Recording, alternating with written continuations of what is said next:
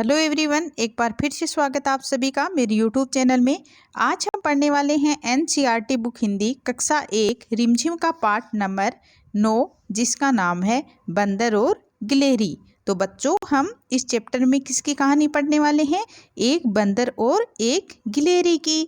तो इससे पहले बच्चों, अगर आपने अभी तक मेरे चैनल को सब्सक्राइब नहीं किया है तो सब्सक्राइब वाले बटन पे जाके क्लिक करो और बेल आइकन की घंटी को भी दबाना, ताकि मेरे आने वाले वीडियो का नोटिफिकेशन सबसे पहले आपको मिले। अब हम जो हमारी कविता है बंदर और गिलहरी, इसको पढ़ते हैं। एक बंदर एक पेड़ पर बैठा था, यानी जो ये बंदर है वो एक पेड़ पर बैठा हुआ है। बंदर की पूंछ बहुत लंबी थी, यानी देखो ये जो पूंछ है वो बहुत लंबी है बंदर की। इतनी लंबी थी कि ज़मीन तक लटक रही थी, यानी जो बंदर है इसकी पूंछ है वो इतनी लंबी थी कि वो ज़मीन के टच हो रही थी। एक गिलहरी ज़मीन पर उछल कूद कर रही थी, यानी जिस पेड़ पर बंदर बैठा हुआ था उसी पेड़ के नीचे एक गिलहरी ज़मीन पर उछल कूद कर रही थी। अचानक उसे पूंछ दिखाई दी, यानी जो गिलहरी है वहाँ उछल कूद कर रही थी, खेल रही थी, तो उसे अचानक वहाँ उसे एक पूंछ है वो दिखाई दी। तो उसने सोचा, यानी गिलहरी ने सोचा, यह झूला कहाँ से आ गया? थोड़ी देर पहले तो नहीं था। यानी गिलहरी वहाँ थोड़ी देर पहले जब खेल रही थी तब तो ये झूला नहीं था, और इतनी देर में ही ये झूला कहाँ से आ गया? वह पूंछ पर चढ़कर झूलने लगी। बंदर को गुदगुदी हुई, यानी जब जो गिलहरी है वो उसकी पूंछ पर चढ़कर झूलने लगी तो बंदर को है वो गुदगुदी हुई। तो उसने नीचे देखा, यानी बंदर ने नीचे देखा और वह हंसकर बोला, बहन गिलहरी, ये क्या कर रही हो? मुझे गुदगुदी हो रही है। गिलहरी चौंकी, यानी गिलहरी है वो चौंक गई। बंदर भैया, यह तुम हो? यानी जो गिलहरी है उसको पता नहीं था कि ये बंदर की पूंछ है, वह तो उसे झूला समझकर उस पर झूलने लगी। तो उसने चौंक कर कहा कि बंदर भैया, ये तुम हो? मैं तो तुम्हारी पूंछ को झूला समझकर झूल रही थी। बड़ा मज़ा आ रहा था, बड़ा मज़ा आ रहा था, यानी बड़ा ही आनंद आ रहा था। और गिलहरी हंसती हुई पेड़ की डाल पर चढ़ गई, यानी और गिलहरी ये कहने के बाद हंसती हुई पेड़ की एक डाली पर दौड़कर चढ़ गई। तो बच्चों, इस प्रकार से जो हमारी कविता है बंदर और गिलहरी, कितनी शानदार कविता है। अब हम थोड़ी सी गप्पे कर लेते हैं। गप्पे। बंदर की पूंछ लंबी थी, इतनी लंबी जैसे सड़क, यानी सड़क जितनी लंबी। चूहे की मूंछ इतनी घनी थी, इतनी घनी थी, इतनी घनी थी जैसे घनी झाड़ियाँ। और भालू इतना मोटा था, इतना मोटा था, इतना मोटा था जैसे कि गुब्बारा, यानी भालू है वो कितना मोटा था? जैसे गुब्बारा होता है। ऊंट इतना ऊंचा था, इतना ऊंचा था, इतना ऊंचा था जैसे कि इमारत, यानी ऊंट है वो कितना ऊंचा था? जैसे इमारत होती है, यानी ऊंट की ऊंचाई है वो कुछ ज़्यादा ही होती है। चूहिया इतनी छोटी थी, इतनी छोटी थी, इतनी छोटी थी जैसे कि कण, यानी जो चूहिया है वो कितनी छोटी थी? जितना कि कण होता है। कुत्ते की पूंछ इतनी टेढ़ी थी, इतनी टेढ़ी थी, इतनी टेढ़ी थी जैसे कि जलेबी, यानी जो कुत्ता है उसकी पूंछ है वो कितनी टेढ़ी थी? जैसे कि जलेबी, यानी जो कुत्ता है उसकी पूंछ है वो थोड़ी मुड़ी हुई होती है।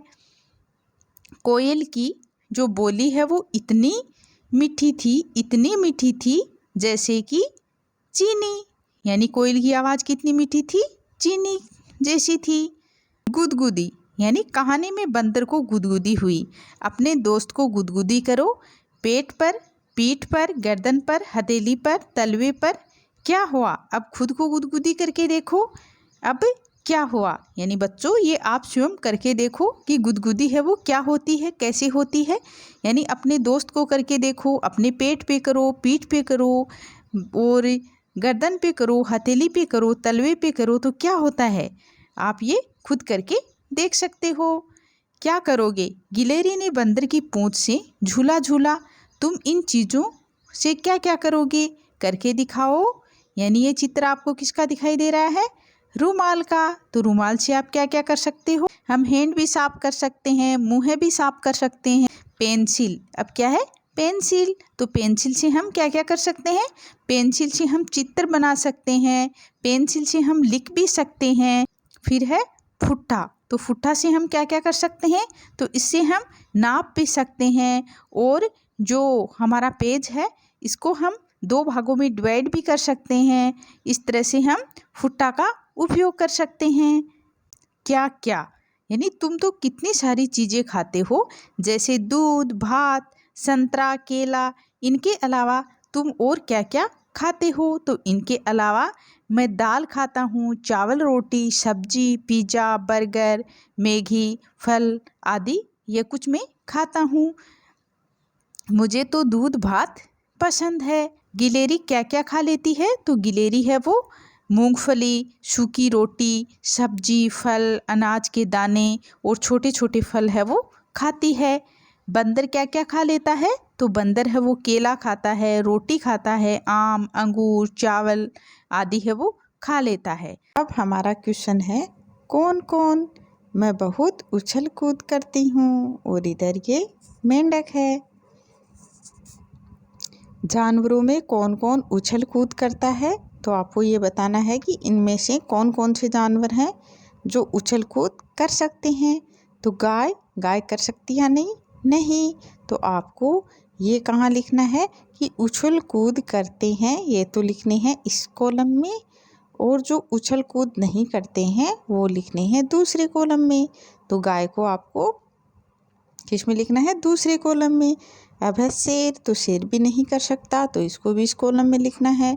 फिर है गधा, तो गधा भी नहीं कर सकता, तो इसको भी आपको दूसरे कॉलम में लिखना है। फिर है गिलहरी, तो गिलहरी उछल कूद कर सकती है, तो इसको पहले वाले कॉलम में लिखना है।